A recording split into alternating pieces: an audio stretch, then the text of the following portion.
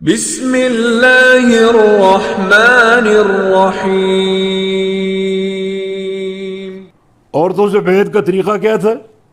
سیدہ عائشہ صدیقہ کی روایت ہے کہ لا واللہ ما مست ید رسول اللہ صلی اللہ علیہ وسلم ید امرات قط، اللہ کی قسم نبی علیہ السلام کا ہاتھ مبارک کبھی کسی خاتون کے ہاتھ کو نہیں چھوا، بلکہ جو آپ کا بیعت تھا وہ بالکلام ہوتی تھی، بات سے ہوتی تھی، چھو کر نہیں ہوتی تھی۔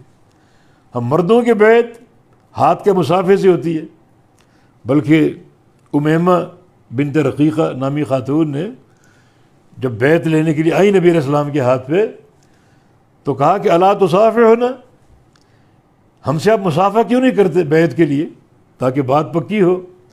تو فرمایا کہ انی لا اصافح النساء، میں عورتوں سے مصافحہ نہیں کرتا، یعنی میرا جسم یا میرا ہاتھ عورتوں کو ہاتھ کو چھوئے یہ بات ناپسندیدہ اور ناجائز ہے۔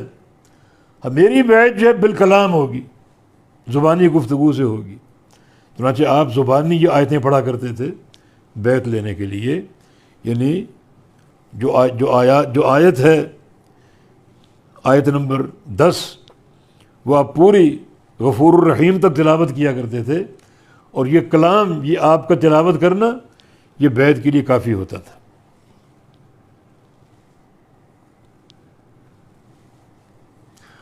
اس آیت کریمہ میں ایک مسئلہ بیعت کا ہے، یا دیکھیں خواتین بیعت کس کے ہاتھ پہ کرتی تھی؟ محمد الرسول اللہ صلی اللہ علیہ وسلم کے ہاتھ پہ۔ آپ کون ہیں؟ اللہ کے رسول بھی اور ولی الامر بھی، وقت کے حاکم بھی، دونوں منصب آپ کے پاس، آپ اللہ کے رسول بھی ہیں اور ولی الامر بھی ہیں، اس لیے بیعت آپ کے ہاتھ پہ ہوتی تھی۔ قبول اسلام کی بیعت ہے یا یہ بیعت ان امور کی پابندی کرنے کی بیعت، تو صحابہ یا صحابیات آپ کے ہاتھ پر بیعت کرتے تھے۔ بیعت کس کی ہوتی ہے اور کیوں ہوتی ہے؟ بیعت یا تو رسول کی یا وقت کے حاکم کی۔ کیوں؟ اللہ تعالیٰ نے ان دونوں کی اطاعت پر آپ کو پابند کیا ہے۔ یا ایھا الذین آمنوا اطیعوا اللہ واطیعوا الرسول واولی الامر منکم، اللہ کی اطاعت کرو، اللہ کے رسول کی اطاعت کرو، اور اپنے جو آپ کے حکام ہیں، حاکم ولی الامر، ان کی اطاعت کرو۔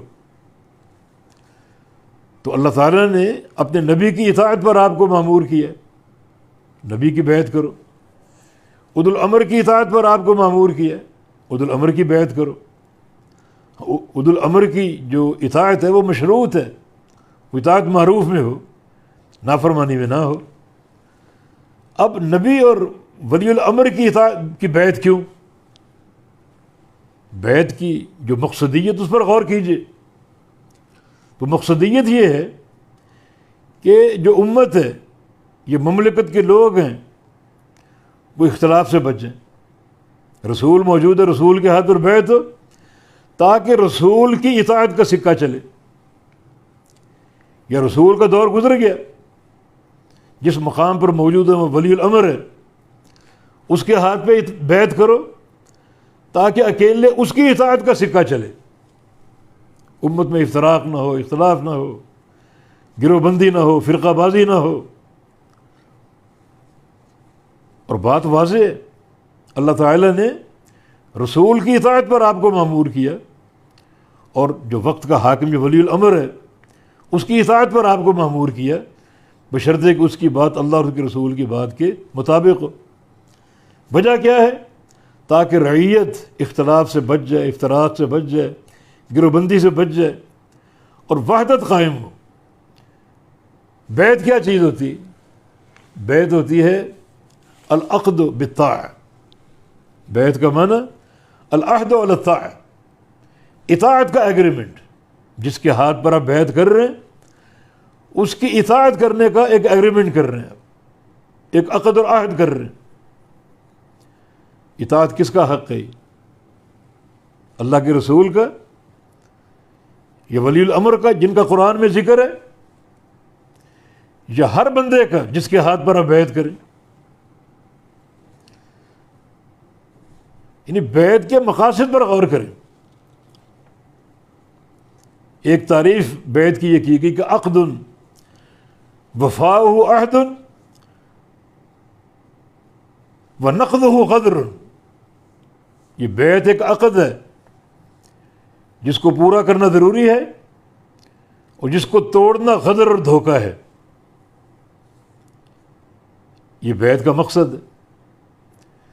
یہ شان کس کی ہے؟ یعنی کس کے ہاتھ پر بیعت کی یہ شرط ہوگی جس کو پورا کرنا ضروری، پورا کرنا عہد ہے اور توڑنا غدر اور دھوکہ ہے؟ یہ نبی علیہ السلام کا مقام. یہ وہ ولی الامر جس کی اطاعت کا اللہ نے حکم دیا. باقی ہر شخص کھڑا ہو میری بیعت کرو میری بیعت کرو.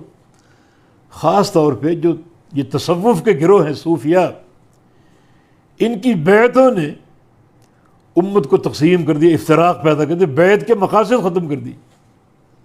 اب کتنے حلقے اور کتنے سلسلے جو اپنی بیعت لے رہے ہیں، اپنی اطاعت کی بیعت لے رہے ہیں اس شرط کے ساتھ کہ ہماری پیروی کرنا عہد ہے اور اس کو توڑنا غدر ہے. اس شرط کے ساتھ یہ اتھارٹی آپ کو کس نے دی؟ کتاب و سنت نے تو دو ہستیوں کو پیش کیا ہے. ایک انبیاء کرام، دوسرا ولی الامر.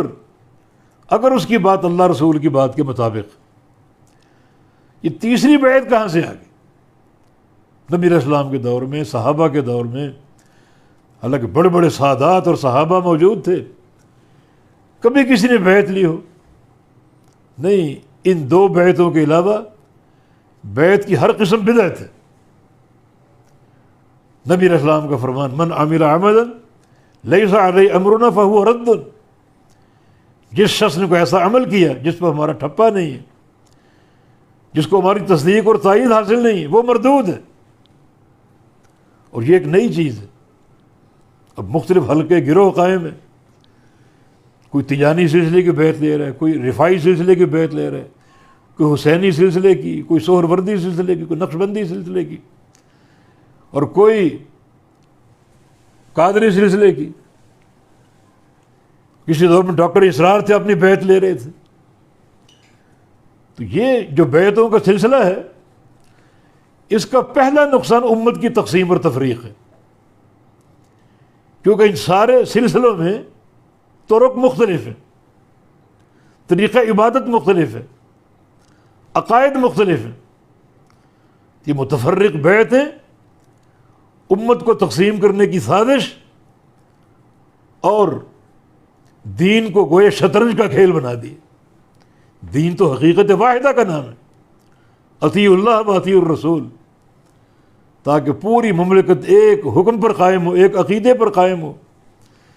جبکہ ان متفرق بیعتوں نے تقسیم کر دیا معاملے کو، دین کو تقسیم کر دیا، امت کو تقسیم کر دیا، امت کو گروہوں میں بانٹ دیا. تو یہ بدعی سلسلہ انتہائی شریعت کے خلاف. کوئی بھی جماعت بنے اور اس کا نقطہ آغاز بیعت ہو، اس جماعت کا وجود ہی باطل، کیونکہ بنیاد بدعت پر ہے، بنیاد غلط چیز پر ہے. یہ بیعت ثابت ہی نہیں. تو جماعت کا نقطہ آغاز اگر بیعت پر ہو، چونکہ اساس باطل ہے، تو پھر وہ جماعت بھی باطل ہے. اس لیے جو آج ایک بھرمار ہو چکی ان بیعتوں کی، ان سلسلوں کی، تو اللہ کا خوف کرو. بیعت امت کی وحدت کے لیے، یہ جس کی بیعت کر رہے ہو اس کی اطاعت کرنی، اور یہ مقام رسول اللہ صلی اللہ علیہ وسلم کا. یا پھر قرآن نے یہ مقام وقت کے حاکم کو تفویض کیا تاکہ اس کا حکم چلے اور امت واحدہ رہے، تقسیم کا شکار نہ ہو. لیکن یہ کیا بات ہے، آپ نے اپنے سلسلے قائم کر کے بیعتیں لے رہے ہو اور تقسیم در تقسیم کا عمل آپ نے شروع کر دیا، جو دین کے خلاف ایک سازش ہے، امت کو بانٹنا. اور گویا آپ چاہ رہے ہیں اور یہ اندیا دے رہے ہیں کہ یہ دین حقیقت واحدہ کا نام نہیں بلکہ بکھرے ہوئے پتوں کا کھیل ہے، شطرنج کا کھیل ہے، نعوذ باللہ۔ یہ بعض جگہوں پر باقاعدہ اس صیغے سے بیعت ہوتی ہے، ابایعک علی السمع والطاعہ فی اسرنا ویسرنا ومنشدنا ومکرہنا وعلی اثرتنا الینا، وہ الفاظ جو اللہ کے نبی سے صحابہ کہا کرتے تھے، ہم آپ کے ہاتھ پر بیعت کرتے ہیں سماع اور اطاعت کی، خوشی ہو، غمی ہو، تنگی ہو، آسانی ہو، حتیٰ کہ اگر ہم پر ترجیح بھی ہو پھر بھی ہم آپ کی سماع اطاعت کرتے رہیں گے۔ یہ الفاظ صحابہ اللہ کے نبی سے کہتے، بیعت کرتے ہوئے، اور یہ باقاعدہ ان تصوف کے سلسلوں میں یہ الفاظ مروج ہیں۔ اس قدر اپنی اطاعت پر پابند کر دیا جاتا ہے کہ جو تمہارا پیر ہے اگر وہ تمہارے سامنے صریح گناہ بھی کر رہا ہے تم نے سماع اطاعت کرنی ہے اور ان کے خلاف کوئی بات نہیں کرنی، حتیٰ کہ اگر دیکھ رہے کوئی شراب پی رہا ہے جو کہ حرام ہے تو تم نے اعتراض نہیں کرنا، کیونکہ پیر جب شراب پیتا ہے بظاہر وہ شراب ہوتی ہے، اس کے منہ میں جا کر وہ شہد بن جاتی ہے، تو اس کو ایک فیکٹری کے طور پہ استعمال کرو، شہد بنانے کی فیکٹری، تو کتنا بڑا دھوکہ ہے۔ تو حقیقت یہ ہے کہ جو متفرق بیعتوں کا نظام چل پڑا ہے ہمارے ملک میں، انتہائی خلاف شریعت نظام ہے، بیعت کے مقصد کو اور بیعت کی جو حکمتیں ہیں ان کو پامال کرنے کی سازش ہے۔ اللہ تعالیٰ نے دو ہستیوں کی بیعت کا کہا ہے، ایک وقت کا حاکم ہے اور ایک رسول، تاکہ ایک اطاعت قائم رہے، متفرق اطاعتیں نہ ہوں۔ مگر یہاں کیا ہے، متفرق جماعتیں، متفرق سلسلے، متفرق حلقے، اپنی اپنی تعلیمات، اپنے اپنے عقیدے، اور ہر ایک بیعت لے رہے، امت کو تقسیم در تقسیم کر دیا، اور اس میں شیطان کی رضا ہے۔ تو اللہ سے خوف کرنا چاہیے، اللہ سے ڈرنا چاہیے۔ دین اسلام کے ایک بڑے بنیادی حکم کو ہم نے ایسا پامال کیا کہ اسی روح کو مسخ کر کے رکھ دیا اور اس کے مقاصد کو ختم کر کے رکھ دیا۔ اللہ تعالیٰ سب کو ہدایت دے۔